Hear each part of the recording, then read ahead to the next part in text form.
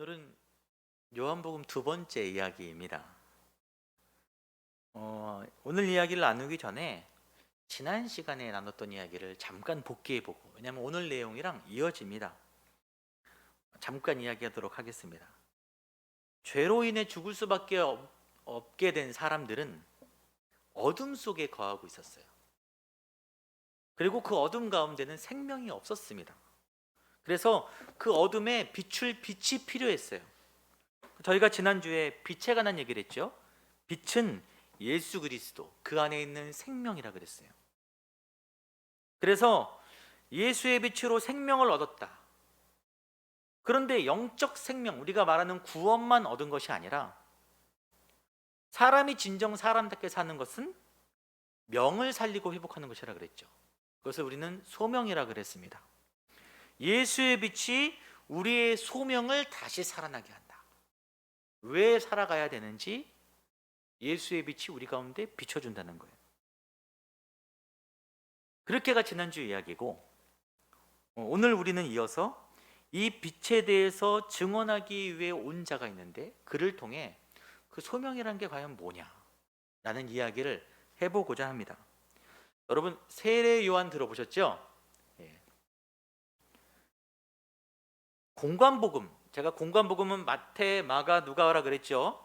같은 관점으로 본 이 세 권의 책에는 세례 요한에 대해서 아주 자세하게 많은 것들이 나와 있어요. 세례 요한은 먼저 광야에 외치는 자의 소리라고 들어보셨죠?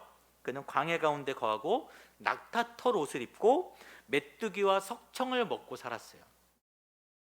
그리고 요한하면 세례를 베푸는 사람이었습니다. 그가 요단강가에서 세례를 줄 때 예루살렘과 온 유대 사람들, 그리고 요단강 사방에서 그에게 사람들이 몰려들었어요. 굉장히 많은 사람들이 그에게 와서 세례를, 여기서 말하는 세례는 회개의 세례를 얘기합니다.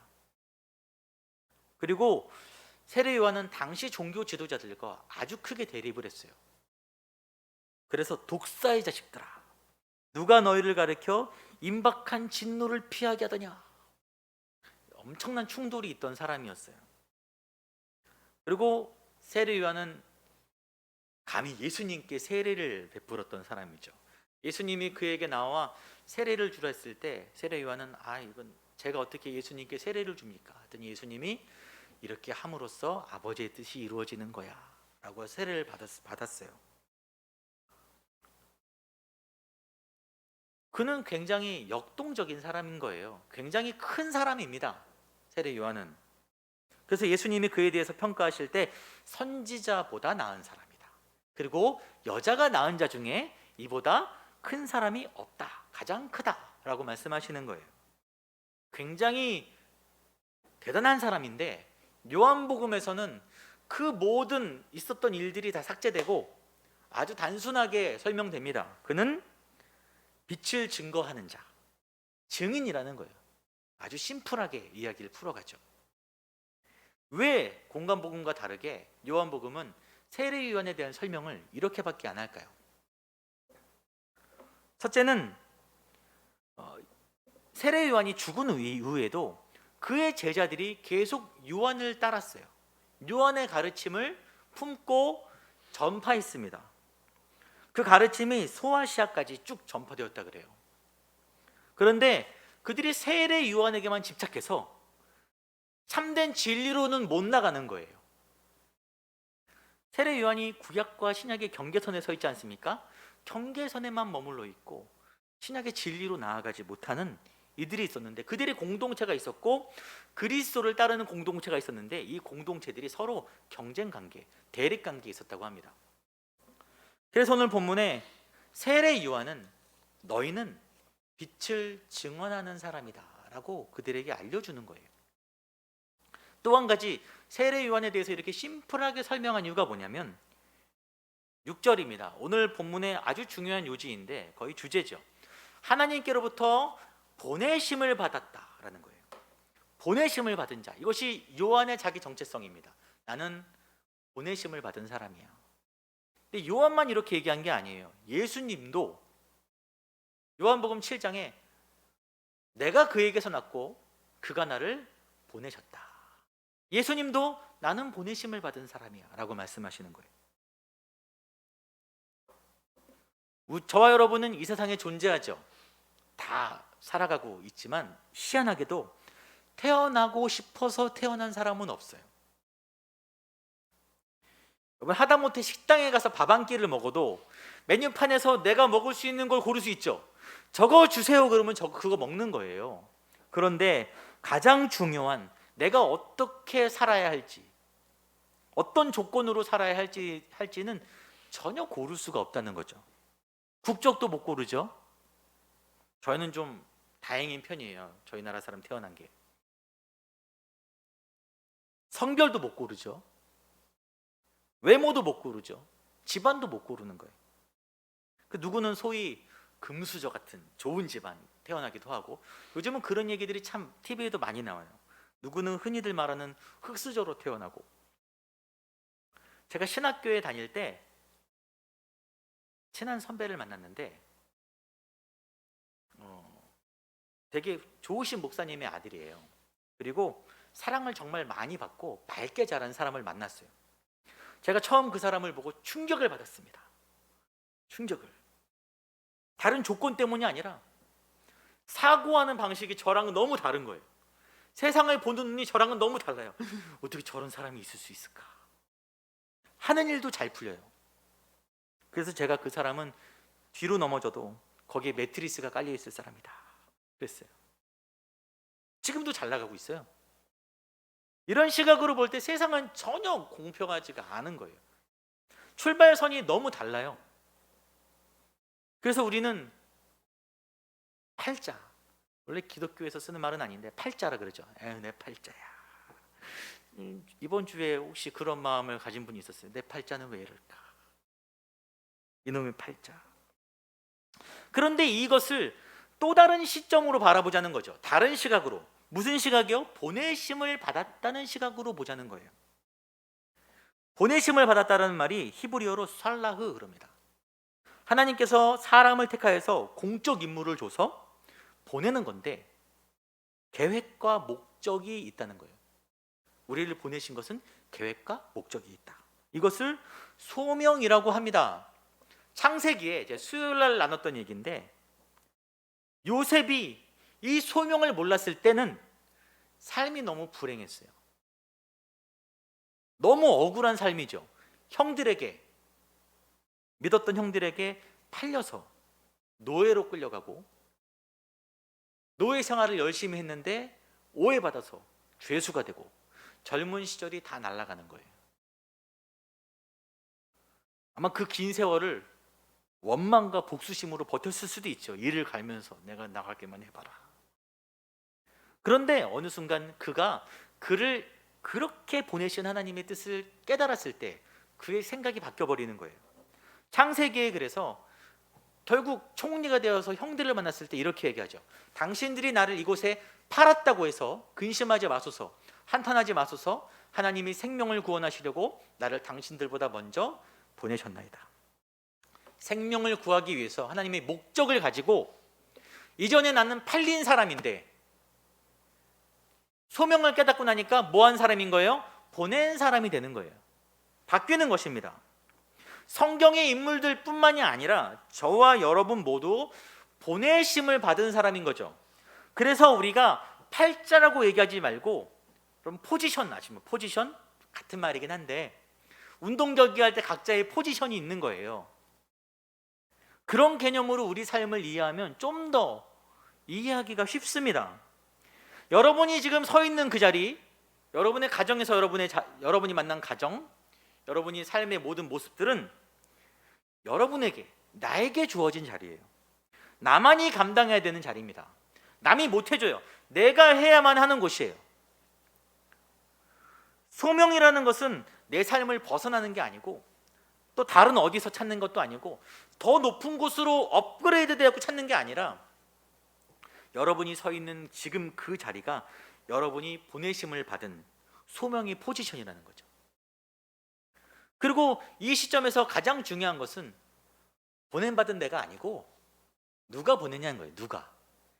우리를 누가 보내셨어요? 하나님께로부터 보내심을 받았다. 본문 얘기하잖아요. 창세기도 요한복음도 동일하게 얘기합니다. 하나님께로부터 보내심을 받았다. 하나님은 전능하시고 전지하시고 실수하지 않으세요. 모든 계획이 있으신 분이 여러분을 그 자리로 보내신 거예요. 저를 저희 부모님 아래서 태어나게 하시고 제 삶을 살게 하시고 여러분이 여러분의 삶을 살게 하신 것입니다. 그러면 이제 왜 보냈냐? 왜 이곳으로? 그 목적이 중요하지 않겠습니까? 7절 같이 읽겠습니다. 시작. 그가 증언하러 왔으니 곧 빛에 대하여 증언하고 모든 사람이 자기로 말미암아 믿게 하려 함이라. 세례 요한은 빛에 대해서 증언하기 위해서 온 사람, 빛 대신 예수님을 증언하기 위해서.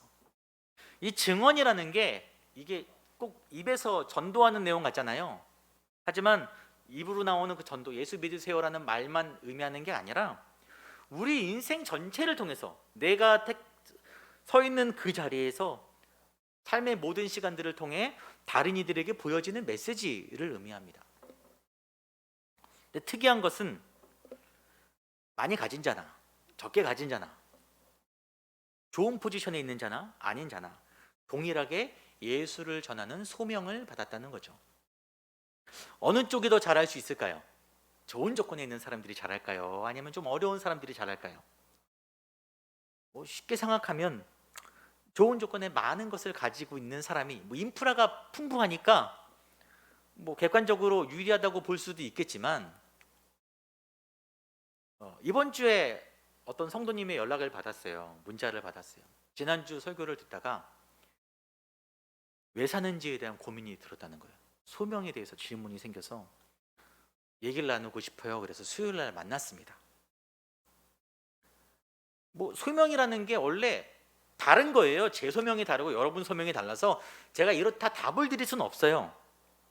시원하게 답은 못 드리지만 서로의 길에 조금이나마 위로가 되면 좋겠다라는 마음으로 그분과 삶을 나눴어요. 제 삶은 이렇고 그분의 삶은 이렇고 듣고 있는데, 그러다가 둘이 공통된 걸 발견했어요. 공통된 거 뭐냐면, 저나 그분이나 많이 가지게 되면, 살기 편해지면 예수 못 믿겠다 싶었어요.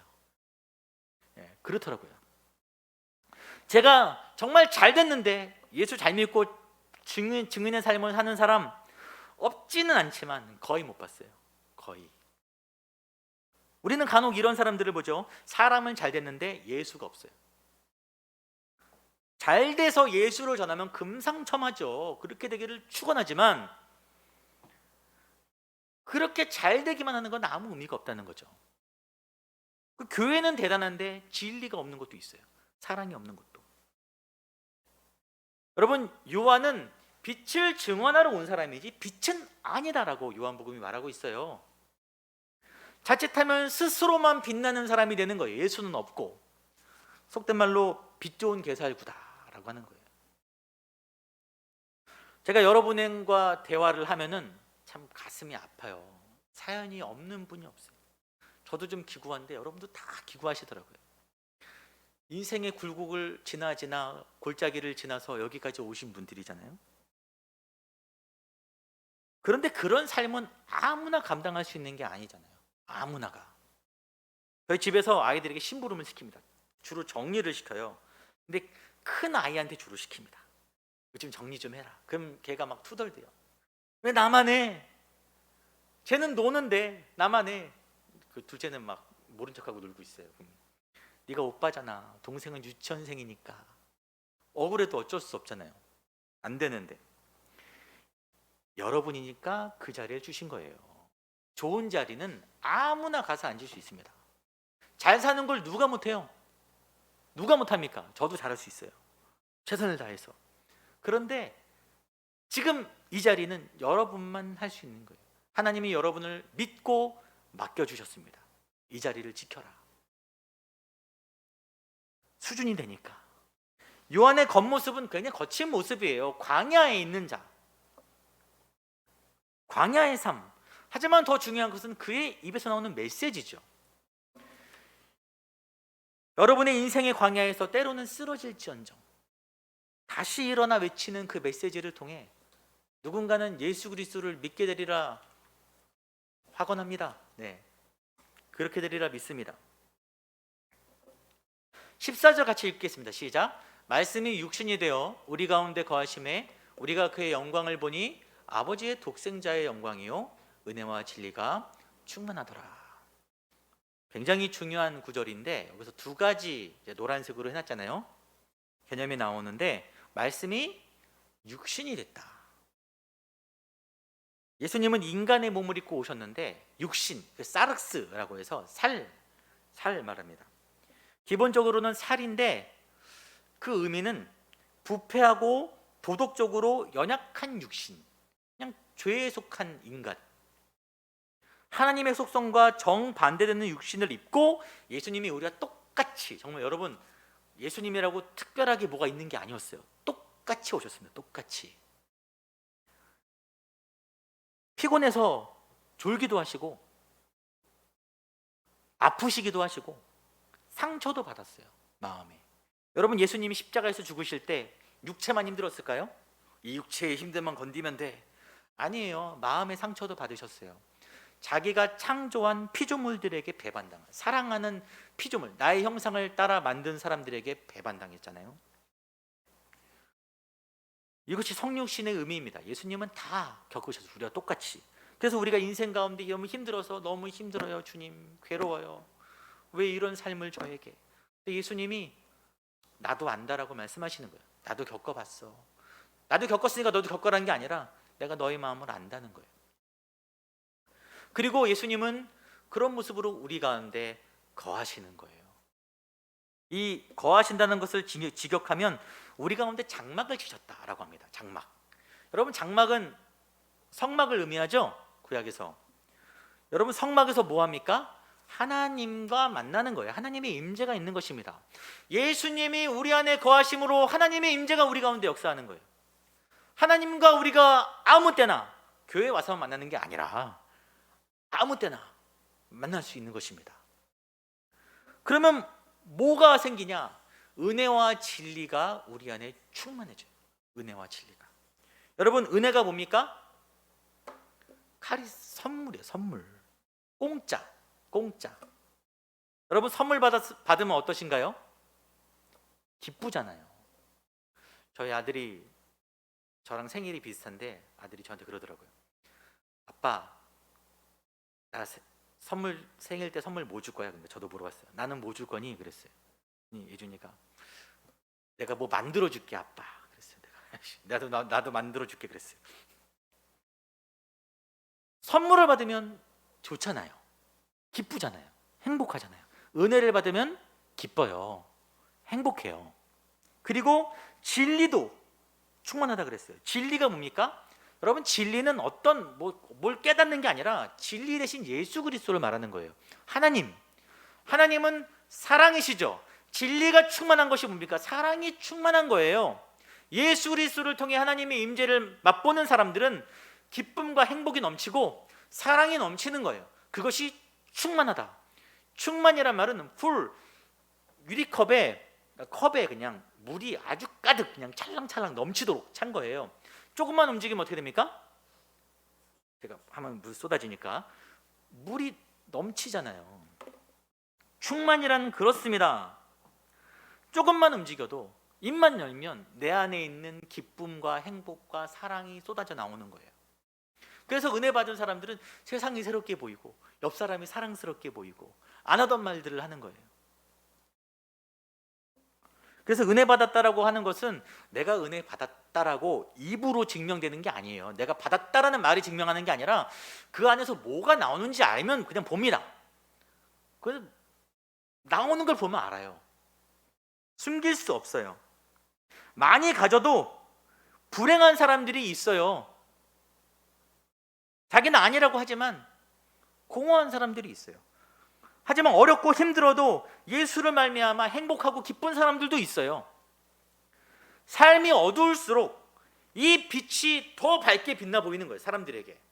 그래서 저 사람을 보니까 하나님이 정말 살아계신가 보다. 살아계신가 보다. 제가 1부 때 제 자랑을 했어요. 예. 나 뜨겁지만 2부 때도 제 자랑을 제가 제 자랑. 참 이번 주에 제가 주중에 일을 다니는데 전화가 왔어요. 오는 길에 전화가 오는데 누구세요? 했더니 이렇게 청년인데 도와달라는 전화예요. 한마디로. 그래서 도와주세요. 먹을 게 없고 갈 곳도 없고 어디 일하러 가긴 했는데 한 달 후에나 돈이 나온다고 죄송하다고. 목소리가 참 착실해 보이더라고요. 제가 더 잘 속아요.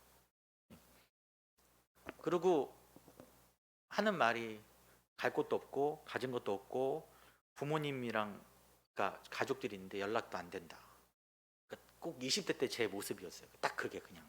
그러니까 간절한 그 마음이 느껴져서 그럼 어떻게 도와줄까 했더니 밥 한 끼 먹게만 도와주세요. 그래서 통장을 확인해 보니까 때마침 어서 10만 원이 딱 통장에 있더라고요. 또 보내주셨어요, 누가. 그래서 5만 원을 보내주세요. 진짜 잘하세요. 그리고 한 이틀 정도 후에 3일인가 또 전화가 왔어요. 집에 있는데 일을 금방 쓰잖아요. 밥 먹으면. 예, 또 여비 차비도 해야 되고. 죄송한데 오늘 저녁 먹을 돈이 없어서 죄송하다고. 일은 하고 있는데 제가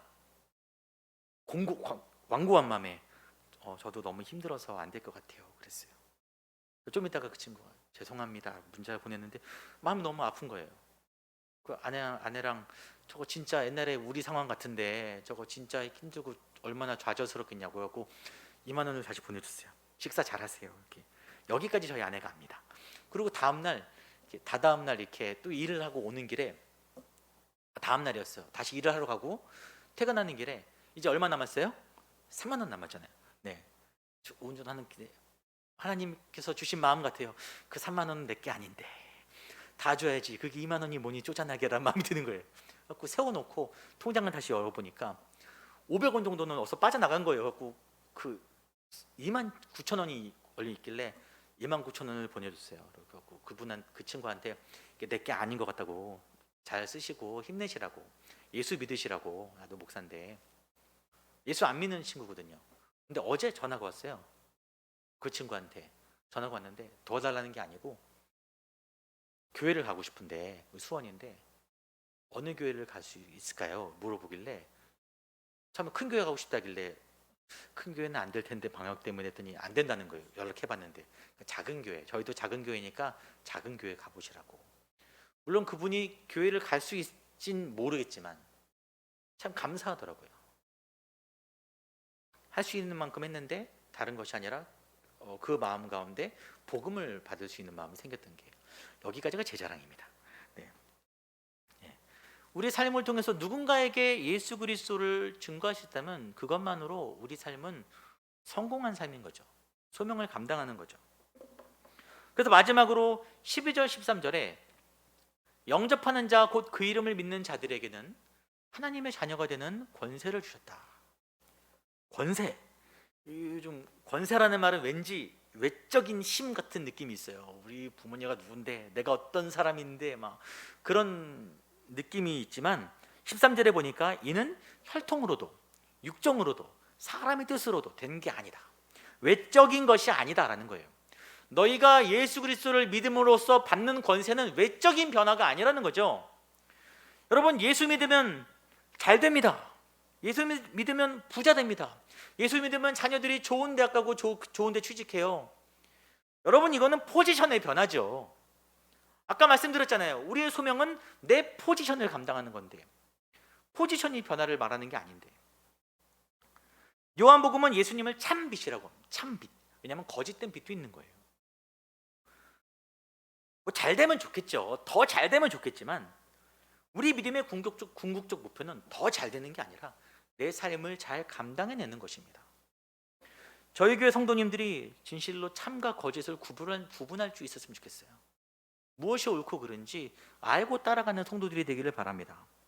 우리가 얻는 권세는 보이는 증명서가 아니라 속사람이 변화되는, 속사람이, 상황은 똑같지만 내 속이 변화되어서 하나님의 자녀로서 내 포지션을 살아갈 수 있는 능력이 생기는 것입니다. 나에게 맡겨진 삶에서 믿음으로 승리할 수 있게 되는 거예요. 결론적으로 소명이라는 것은, 여러분이 받아야 될 소명이라는 것은 여러분이 서 있는 곳이 내 팔자가 아니라 하나님이 보내주신 포지션인 걸 깨닫는 것. 그리고 오늘 하루를, 대단한 미래를 보지 마시고 오늘 하루를 그 자리에서 하나님의 자녀로 살아내는 것. 그리고 마지막으로 내 안에 있는 하나님으로부터 말미암아 넘치는 기쁨과 행복을 주위로 흘려보내는 것입니다. 여러분의 생각이 바뀌길 바라요. 여러분이 서 있는 자리에 대한 마음이 바뀌길 바랍니다. 그렇게 해서 하나님의 사명을 잘 감당하는 저와 여러분이 되시기를 소망합니다. 우리 찬양하고